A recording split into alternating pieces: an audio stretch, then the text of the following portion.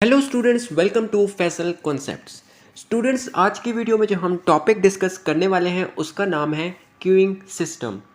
अब हमारे पास देखें, क्यूइंग सिस्टम में हमारे पास अंदर और भी सारी काफ़ी स्टेजेस आ जाते हैं। वो सिर्फ ये नहीं है कि कस्टमर आएगा क्यू में जाके खड़ा हो जाएगा, ये नहीं है। इसके अंदर और भी बहुत सारी इंपॉर्टेंट स्टेजेस आ जाते हैं। वो क्या है, वो हम इस क्यूइंग सिस्टम के अंदर डिटेल के साथ डिस्कस करने वाले हैं। तो सबसे पहले हमारे पास आ जाता है that is arrival of the customer. अब कस्टमर आएगा, वो क्यूइंग सिस्टम में जाके एंटर होगा और वो फिर कहाँ जाएगा, वो इसके बाद एक स्टेज है दैट इज़ एडमिशन कंट्रोल। अब जो कस्टमर आएगा उनको कंट्रोल भी तो करना है ना। अब ऐसा नहीं हो सकता कि अब देखें कोई सिस्टम है या बैंक है, अब आप कहते हैं यार आने दो कस्टमर्स को, आने दो, जितने हैं सबको आने दो।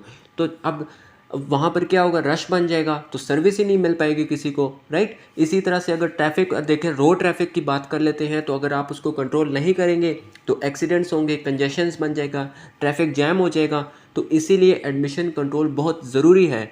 इसी तरह से एडमिशन कंट्रोल जो है क्यूइंग सिस्टम में भी बहुत ज़रूरी है।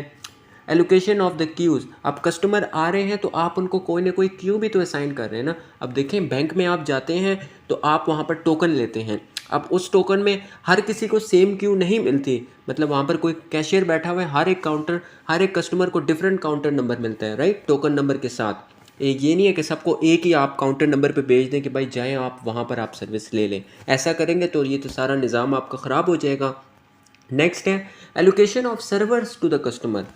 अब आप कहते हैं कि अब कौन सा सर्वर देना है। यहाँ पर मोस्ट इंपॉर्टेंट बात यह है कि जब आप उनको सर्वर्स एलोकेट करते हैं तो आप क्यूइंग डिसिप्लिन की बात करते हैं।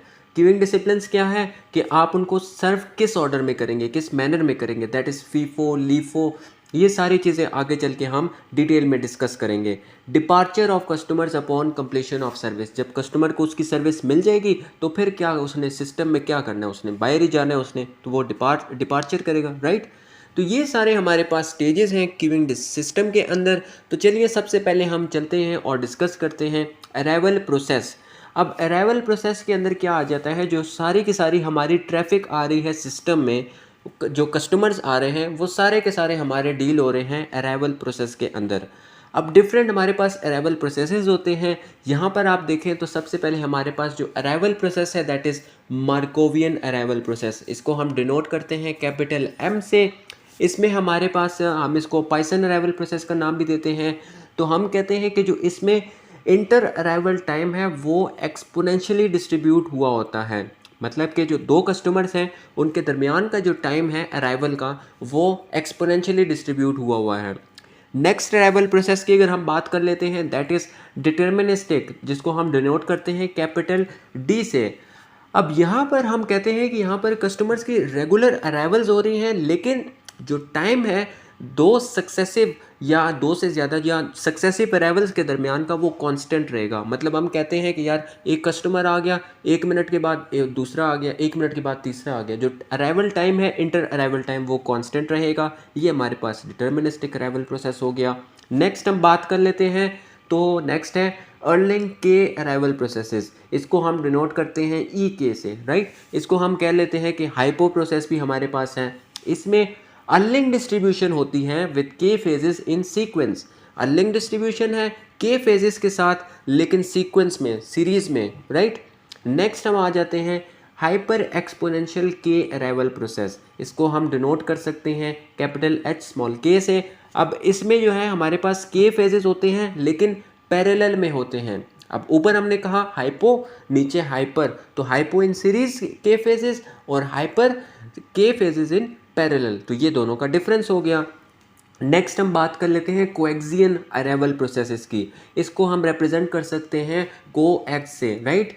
सो इसमें हमारे पास के फेजेस जो होते हैं वो सीक्वेंस में होते हैं, लेकिन इसमें एक और ट्विस्ट होता है, एक बहुत ही इंपॉर्टेंट बात, मज़े की बात। इसमें हर एक ट्रांजिशन के बाद, मतलब एक स्टेट से दूसरे स्टेट में ट्रांजिशन हो गई, अब यहाँ पर प्रोबेबिलिटी है कि अब यहाँ से जो है एग्जिट कर जाना है इस प्रोसेस ने, एंड स्टेट तक चला जाएगा, मतलब एंड स्टेट पे आ जाएगा हर एक ट्रांजिशन के बाद, राइट। तो ये इसमें प्रोबेबिलिटी होती है हर ट्रांजिशन के बाद कि ये एंड स्टेट पे चला जाएगा या एग्जिट कर जाएगा। तो ये हमारे पास कोएक्सियल अराइवल प्रोसेस हो गया। अब नेक्स्ट है फेज टाइप, जिसको हम रिप्रेजेंट कर सकते हैं कैपिटल पी एच से। अब इसमें हमारे पास डिफरेंट जो अराइवल प्रोसेसेस हैं वो इंटर रिलेटेड होते हैं। जो अर्लिंग है हाँ और हाइपर एक्सपोनेंशियल है, कोएक्सियल है, वो आपस में मिल के काम कर रहे होते हैं। तो इसको हम कहते हैं फेज टाइप अराइवल प्रोसेसेस। अब नेक्स्ट हमारे पास है जनरल अराइवल प्रोसेस, जिसको हम रिप्रेजेंट करते हैं कैपिटल जी से। यहाँ पर आप देखेंगे इंटर अराइवल टाइम की जनरल डिस्ट्रीब्यूशन होती है, राइट। नेक्स्ट हमारे पास जनरल इंडिपेंडेंट आ जाता है, जिसको हम रिप्रेजेंट करते हैं कैपिटल जी आई से। यहाँ पर आप देखें तो जनरल डिस्ट्रीब्यूशन तो है लेकिन इंडिपेंडेंट इंटर अराइवल टाइम्स के साथ, राइट। तो ये थोड़ा इसका डिफरेंस आ जाता है जनरल अराइवल प्रोसेसेस से। अब लास्ट वन जो है दैट इज़ बैच मार्कोवियन, इसको हम रिप्रेजेंट करते हैं एम एक्स से। अब बैच मार्कोवियन का मतलब क्या है? सबसे अब बैच को मार्कोवियन तो अराइवल्स हैं, मार्कोवियन अराइवल्स हैं, राइट। लेकिन बैच अराइवल्स हैं, ग्रुप्स में अराइवल हो रही हैं। तो ये हमारे पास बैच मार्कोवियन अराइवल प्रोसेस हो गया। अब हमने अराइवल प्रोसेस डिस्कस कर लिया। नेक्स्ट हमारे पास है एडमिशन कंट्रोल। अब एडमिशन कंट्रोल क्या करता है? एडमिशन कंट्रोल डिटरमिन करता है कि अब जो कस्टमर आ रहा है उसको मैंने एक्सेप्ट करना है या नहीं करना, या जो सारे कस्टमर्स मैंने एक्सेप्ट कर लिए हैं उनको सक्सेसफुली सर्व किया गया या नहीं, ये इंश्योर करना एडमिशन कंट्रोल का काम होता है, राइट। अब यहाँ पर कहता है कि जब हम बात करते हैं फाइनाइट क्यूज़ की, राइट, तो जब फाइनाइट क्यूज़ की बात करते हैं तो जब क्यू फुल होती है तो कस्टमर जो है वो सिस्टम के अंदर एंटर नहीं हो सकता। जाहिर सी बात है, जगह ही नहीं होगी तो कस्टमर कहाँ से इन होगा, राइट। एडमिशन कंट्रोल कहता है कि हमारे पास कब ज़रूरत आती है, जब एक क्यू है और उसको एक से ज़्यादा अराइवल प्रोसेसेस शेयर कर रहे हैं, या वहाँ पर हम कोई ना कोई प्रायोरिटी दे देते हैं क्यू में, राइट। लेट्स सपोज अब बैंक में आप जाते हैं, वहाँ पर लाइन लगी हुई है। अब हो सकता है कि बैंक में कोई काम करने वाला बंदा है, उसका कोई जानने वाला कोई रिश्तेदार आ गया है, तो वो काउंटर पे जो कैशियर बैठा होता है कहता है यार ये इस फलां बंदे का काम जल्दी कर दो, राइट। तो वहाँ पे क्या है? एडमिशन कंट्रोल है। अब ये नहीं है कि उसका काम वो जल्दी करेगा और बाकी सारे लोगों का काम वो लेट कर देगा, वो उसको मैनेज करेगा। अब लेट सपोज़ कोई हम कहते हैं मैनेजर का काम आ गया है, तो वो अब लाइन में तो नहीं खड़ा होगा ना मैनेजर, वो जाके ना सीधा अपना काम करवा लेगा, तो वो एडमिशन कंट्रोल का काम उसमें आ जाएगा, राइट।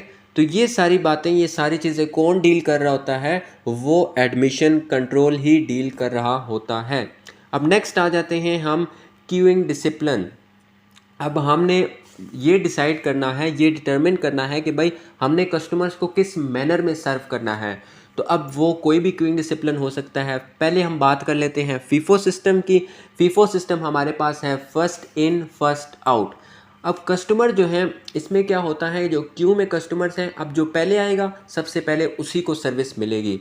हम इसको दूसरा नाम दे देते हैं कि first come first serve, right. जाहिर सी बात है, जो पहले आएगा पहले उसको सर्विस दे दी, तो फर्स्ट इन फर्स्ट आउट या फर्स्ट कम फर्स्ट सर्व, ये क्यूइंग डिसिप्लिन हो गया। नेक्स्ट क्यूइंग डिसिप्लिन क्या हो सकता है? That is last in first out. जो सबसे लास्ट में आया उसको सबसे पहले आपने सर्विस दे दी। अगर आप लीफो सिस्टम फॉलो कर रहे हैं तो इस तरह से आप कस्टमर्स को सर्व करेंगे। Service in random order, right. अगर आप किसी भी रैंडम ऑर्डर में कस्टमर्स को सर्व कर रहे हैं तो आप कहेंगे यार आप आ जाओ, आप आ जाओ। रैंडमली किसी को भी बुला रहे हैं और उसको आप सर्विस दे रहे हैं, तो ये क्यूइंग डिसिप्लिन हो गया, सर्विस इन रैंडम ऑर्डर। अब राउंड रॉबिन क्यूइंग डिसिप्लिन क्या है? अब लेट सपोज मैं आपको आसान अल्फाज में समझाता हूँ, ज़्यादा थ्योरेटिकल की तरफ नहीं जाते। कि अब देखें कोई भी कस्टमर है, अब वो आया, आप उसको सर्विस दे रहे हैं, लेकिन एक सर्विस टाइम पीरियड के अंदर उसकी जो है सर्विस कंप्लीट नहीं हुई, तो आप दोबारा से सर्विस स्टार्ट करेंगे, राइट, वहाँ से कंटिन्यू नहीं करेंगे। अब उस कस्टमर को आप वापस क्यू में भेज देंगे, और अब जो क्यू डिसिप्लिन आप फॉलो करेंगे वो फॉलो करेंगे फर्स्ट कम फर्स्ट सर्व, और दोबारा से उसकी सर्विस स्टार्ट करेंगे। ये तब तक ही आप करते रहेंगे जब तक कि उस कस्टमर की सर्विस कंप्लीट नहीं हो जाती एक सर्टेन टाइम पीरियड के अंदर अंदर, तो तब तक ये आप रिपीट करते रहेंगे। नेक्स्ट आ जाता है प्रोसेसर शेयरिंग की। प्रोसेसर शेयरिंग क्यूइंग डिसिप्लिन की अगर हम बात कर लेते हैं तो यहाँ पर हम कहते हैं कि अब लेट सपोज हम कहते हैं कि अब कैशियर हमारे पास बैंक में 3 बैठे हुए हैं और क्यू हमारे पास जो है वो 1 है, राइट। और यहाँ पर जो तीनों कैशियर्स हैं वो अब इस एक ही क्यू को एक साथ जो है ना वो सर्व करना शुरू कर देते हैं, राइट। तो क्या होगा कि जो सर्विस सिमुल्टेनियसली आप दे रहे हैं तो वो सर्विस का जो रेट है वो इंक्रीज़ हो जाएगा, राइट। अब इस तरह भी हो सकता है कि एक कैशियर 3 क्यूज़ को जो है वो सर्व कर रहा है, राइट। अब अगर एक ही कैशियर है 3 क्यूज़ को वो सर्व कर रहा है तो अब सिमुल्टेनियसली सर्व कर रहा है, तो जो सर्विस का टाइम है वो इंक्रीज़ हो जाएगा कॉरस्पॉन्डिंगली, मतलब कि अब उस पर रश पड़ गया। अब वो जो है ना एक एक को देखेगा और सारी क्यूज़ को एक साथ, तो सर्विस का जो टाइम है वो इंक्रीज़ हो जाएगा हर एक कस्टमर का, राइट। अब नेक्स्ट आ जाते हैं सर्विस प्रोसेस।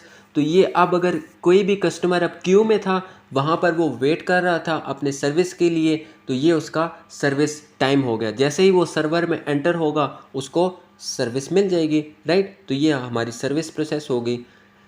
अब हम बात कर लेते हैं सिंगल स्टेज क्यूइंग सिस्टम की। ये जो सारे हमने डिस्कस कर लिए उसको थोड़ा डायग्रामेटिकली अब यहाँ पर बताया गया है। अब यहाँ पर देखें कि अराइवल है, एडमिशन कंट्रोल है, क्यूइंग डिसिप्लिन है, सर्विस प्रोसेस है। तो यहाँ पर सबसे पहले अराइवल प्रोसेसेस। अराइवल जो है सिंगल भी हो रही है, बैच में भी अराइवल्स हो रही हैं। जब अराइवल हो जाती है, अराइवल प्रोसेस से गो थ्रू कर जाते हैं कस्टमर्स, तो फिर आ जाता है एडमिशन कंट्रोल का रोल।